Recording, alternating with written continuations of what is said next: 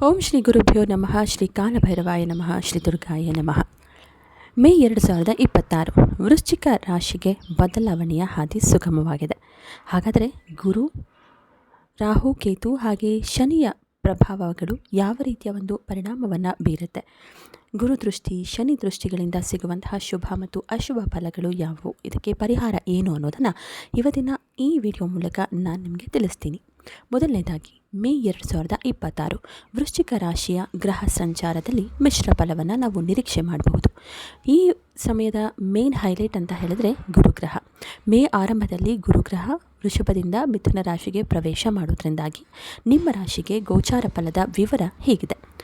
ಮೇ ಆರಂಭ ವೃಶ್ಚಿಕ ರಾಶಿಯಿಂದ 8ನೇ ಮನೆಗೆ ಗುರು ಸಂಚಾರ ಮಾಡೋದ್ರಿಂದ ಇದು ಆಕಸ್ಮಿಕ ಧನಲಾಭ ಹಾಗೆ ಆಧ್ಯಾತ್ಮಿಕ ಚಿಂತನೆಯನ್ನು ಹೆಚ್ಚಿಸುತ್ತೆ. ಗುರು ದೃಷ್ಟಿಯ ಫಲಗಳು ತುಂಬಾ ಕುತೂಹಲಕಾರಿಯಾಗಿದೆ.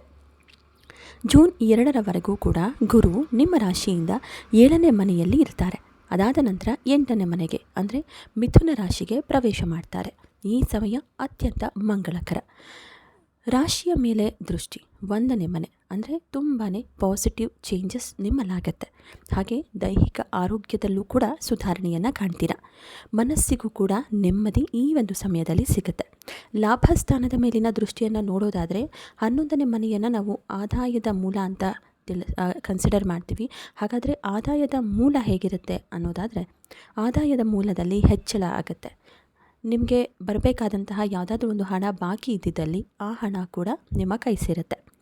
ಧೈರ್ಯ ಸ್ಥಾನದ ಮೇಲೆ ಗುರುವಿನ ದೃಷ್ಟಿ ಬಿದ್ದರೆ ಯಾವೆಲ್ಲ ಬದಲಾವಣೆ ಆಗುತ್ತೆ ಅನ್ನೋದನ್ನು ನೋಡೋದಾದರೆ, 3ನೇ ಮನೆ ಧೈರ್ಯಸ್ಥಾನ ಅಂತ ಹೇಳ್ತೀವಿ. ಈ ಮನೆ ಮೇಲೆ ಗುರುವಿನ ದೃಷ್ಟಿ ಬಿದ್ದರೆ ಆತ್ಮವಿಶ್ವಾಸ, ನಿಮಗೆ ಆತ್ಮವಿಶ್ವಾಸ, ಏನೋ ಒಂದು ಕೆಲಸ ಮಾಡಬೇಕು ಅಂತ ಅಂದ್ಕೊಂಡಿರ್ತೀರ. ಯಾರನ್ನು ಯಾಕೆ ಡಿಪೆಂಡ್ ಆಗೋದು, ನನಗೆ ಕಾನ್ಫಿಡೆನ್ಸ್ ಇದೆ, ನಾನು ಮಾಡೇ ಮಾಡ್ತೀನಿ ಅನ್ನುವಂತಹ ರೀತಿಯ ಒಂದು ಛಲ ಹಾಗೆ ಆತ್ಮವಿಶ್ವಾಸ ಹೆಚ್ಚಾಗುತ್ತೆ. ಇನ್ನು ನೀವು ಎಲ್ಲಾದರೂ ಹೋಗಬೇಕು ಅನ್ನುವಂತಹ ಸಣ್ಣ ಸಣ್ಣ ಪ್ರಯಾಣಗಳೇನಿರುತ್ತೆ, ಆ ಪ್ರಯಾಣಗಳಿಂದಲೇ ನಿಮಗೆ ಲಾಭ ತಂದುಕೊಡುತ್ತೆ. ಯಾವುದಕ್ಕೂ ನೀವು ಜನ್ಮ ಕುಂಡಲಿಯಲ್ಲಿ ನಿಮಗೆ ಗುರುಬಲ ಹೇಗಿದೆ ಅನ್ನುವಂಥದ್ದನ್ನು ತಿಳಿಯೋದು ಉತ್ತಮ. ಮೇ 2026 ಶನಿದೇವ ನಿಮ್ಮ ರಾಶಿಯಿಂದ 5ನೇ ಮನೆ ಅಂದರೆ ಮೀನ ರಾಶಿಗೆ ಬರ್ತಾರೆ. ಶನಿ ಸ್ಥಾನಕ್ಕಿಂತಲೂ ಸಾಮಾನ್ಯವಾಗಿ ಶನಿ ದೃಷ್ಟಿ ಬಿದ್ದಂತಹ ಮನೆ ಮೇಲೆ ಪ್ರಭಾವ ಹೆಚ್ಚಾಗಿರುತ್ತೆ ಅನ್ನುವಂತಹ ನಂಬಿಕೆ ಜ್ಯೋತಿಷ ಶಾಸ್ತ್ರದಲ್ಲಿದೆ. ಹಾಗಾದರೆ 3, 7 ಮತ್ತು 10ನೇ ದೃಷ್ಟಿಗಳಿದೆ.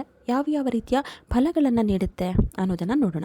ಶನಿಯ 3ನೇ ದೃಷ್ಟಿ ಅಂದರೆ 7ನೇ ಮನೆ ಮೇಲೆ ನಿಮಗೆ ವೃಷಭ ರಾಶಿ 7ನೇ ಮನೆ ಆಗುತ್ತೆ. ವೃಷಭ ರಾಶಿಯು ಶನಿಯ 5ನೇ ಮನೆಯಿಂದ 7ನೇ ಮನೆ ಆಗಿರೋದ್ರಿಂದ ಈ ಸಂದರ್ಭದಲ್ಲಿ ಸಂಗಾತಿ ಮತ್ತು ಪಾಲುದಾರಿಕ ವ್ಯವಹಾರವನ್ನು ನಾವು ಕನ್ಸಿಡರ್ ಮಾಡ್ತೀವಿ.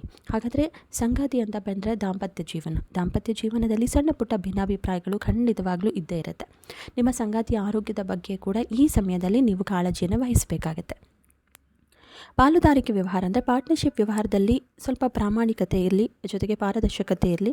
ಹಾಗೆ ಹೊಸ ಒಪ್ಪಂದಕ್ಕೆ ಏನಾದರೂ ನೀವು ಸಹಿ ಹಾಕಬೇಕು ಅಂತ ಇದ್ದರೆ ಆ ಸಹಿ ಹಾಕೋದಕ್ಕಿಂತ ಮುಂಚೆ ಎಲ್ಲವನ್ನ ಕೂಡ ಪರಿಶೀಲಿಸಿ ಸೈನ್ ಮಾಡೋದು ಒಳ್ಳೆಯದು.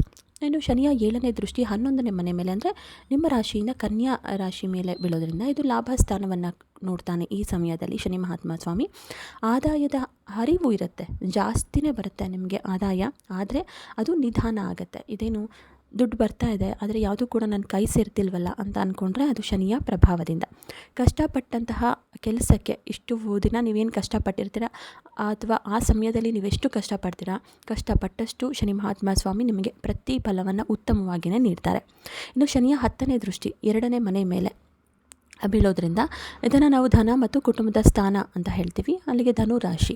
ಹಣದ ಉಳಿತಾಯದ ಮೇಲೆ ಸ್ವಲ್ಪ ಹೆಚ್ಚಾಗಿ ನಿಮಗೆ ಗಮನ ಇರಲೇಬೇಕು. ಯಾಕಂದರೆ ಈ ಸಮಯದಲ್ಲಿ ಉಳಿತಾಯ ಏನೋ ಮಾಡಿರ್ತೀರ, ಆದರೆ ಅನಗತ್ಯ ಖರ್ಚುಗಳಿಗೆ ನೀವು ಮುಂದಾಗ್ತೀರ. ಸೊ ಈ ಅನಗತ್ಯ ಖರ್ಚುಗಳು ಬೇಡ. ನಿಮ್ಮ ಮಾತಿನಿಂದ ಯಾರಿಗೂ ಕೂಡ ನೋವಾಗದಂತೆ ಎಚ್ಚರಿಕೆಯನ್ನು ವಹಿಸೋದು ಈ ಸಂದರ್ಭದಲ್ಲಿ ಉತ್ತಮ. ಕುಟುಂಬದ ಜವಾಬ್ದಾರಿ ಹೆಚ್ಚಾಗುತ್ತೆ. ಸೊ ಆ ಜವಾಬ್ದಾರಿ ನಿಮ್ಮ ಮೇಲೆ ಬೀಳೋದ್ರಿಂದ ಒಂದು ರೀತಿ ಆಲೋಚನೆ ಮಾಡಿ ನೀವು ಅದನ್ನು ನಿಭಾಯಿಸಬೇಕಾಗತ್ತೆ. ಒಟ್ಟಾರೆ ಶನಿ ದೃಷ್ಟಿಯು ಜವಾಬ್ದಾರಿ ಮತ್ತು ತಾಳ್ಮೆಯನ್ನು ನಿಮಗೆ ಈ ಒಂದು ಸಂದರ್ಭದಲ್ಲಿ ಕಲಿಸುತ್ತೆ. ಪರಿಹಾರ ಅನ್ನುವಂಥದ್ದನ್ನು ನೋಡೋದಾದರೆ ಪ್ರತಿ ಶನಿವಾರ ಶನಿ ಮಹಾತ್ಮನ ಸನ್ನಿಧಿಗೆ ಹೋಗಿ ದೀಪವನ್ನು ಹಚ್ಚಿ ಬನ್ನಿ. ಕಪ್ಪು ಎಳ್ಳನ್ನು ದಾನ ಮಾಡಿ. ಇನ್ನು ನಿಮ್ಮ ಕುಲದೇವತೆಯ ಪ್ರಾರ್ಥನೆಯನ್ನು ಮಾಡೋದು ನಿಮಗೆ ಉತ್ತಮ ಫಲವನ್ನು ತಂದುಕೊಡುತ್ತೆ. ನೀವು ರಾಹು ಮತ್ತು ಕೇತುವಿನ ಪ್ರಭಾವವನ್ನು ಕೂಡ ನಾವು ನೋಡಬೇಕಾಗತ್ತೆ. ರಾಹು ಈ ಸಮಯದಲ್ಲಿ 5ನೇ ಮನೆಯಲ್ಲಿ ಬುದ್ಧಿ ಮತ್ತು ಸೃಜನಶೀಲತೆಯನ್ನು ಇಂಡಿಕೇಟ್ ಮಾಡ್ತಾರೆ. ಈ ಒಂದು ಸಮಯದಲ್ಲಿ ಮೇ 2026 ಸಮಯದಲ್ಲಿ ನಿಮಗೆ 16 ಯೋಚನೆಗಳು ತಲೆಗೆ ಬರುತ್ತೆ. ಆದರೆ ನಿರ್ಧಾರವನ್ನು ತೆಗೆದುಕೊಳ್ಳುವಾಗ ಸ್ವಲ್ಪ ತಾಳ್ಮೆ ಇರಲಿ.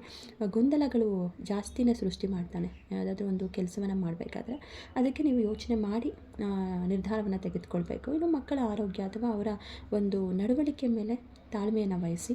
11ನೇ ಮನೆಯಲ್ಲಿ ಕೇತು ಇರೋದರಿಂದ, ಅಂದರೆ ನಿಮ್ಮ ರಾಶಿಯಿಂದ ಕನ್ಯಾ ರಾಶಿಗೆ 11ನೇ ಮನೆಯಲ್ಲಿ ಕೇತು ಇರೋದ್ರಿಂದ ಅನಿರೀಕ್ಷಿತ ಲಾಭವನ್ನು ತಂದುಕೊಡ್ತಾರೆ. ಈ ಸಮಯದಲ್ಲಿ ನೀವು ಜೂಜಾಟ ಅಥವಾ ಶೇರ್ ಮಾರ್ಕೆಟ್ ಈ ಥರದಲ್ಲಿ ಹೂಡಿಕೆ ಇದ್ದರೆ ಸ್ವಲ್ಪ ರಿಸ್ಕ್ ತೆಗೆದುಕೊಳ್ಳೋದು ಬೇಡ ಅಂತಲೇ ಹೇಳ್ಬೋದಾಗುತ್ತೆ. ನಾವು ಹಳೆಯ ಹೂಡಿಕೆಗಳಿದ್ದರೆ ಅದ್ರ ಲಾಭ ಬರುತ್ತೆ. ಆಧ್ಯಾತ್ಮಿಕ ವಿಷಯಗಳ ಬಗ್ಗೆ ಈ ಸಮಯದಲ್ಲಿ ಆಸಕ್ತಿ ಜಾಸ್ತಿ ಆಗುತ್ತೆ. ರಾಹು ದೋಷ ಪರಿಹಾರಕ್ಕೆ ಸುಬ್ರಹ್ಮಣ್ಯ ಸ್ವಾಮಿ ಆರಾಧನೆ ಮಾಡಿ. ಹಾಗೆ ಕೇತು ದೋಷಕ್ಕೆ ಗಣೇಶನಿಗೆ ಅರಿಶಿಣದಿಂದ ಅಭಿಷೇಕವನ್ನು ಮಾಡಿಸೋದು ಒಳ್ಳೆಯ ಫಲವನ್ನು ನಿಮಗೆ ತಂದುಕೊಡುತ್ತೆ.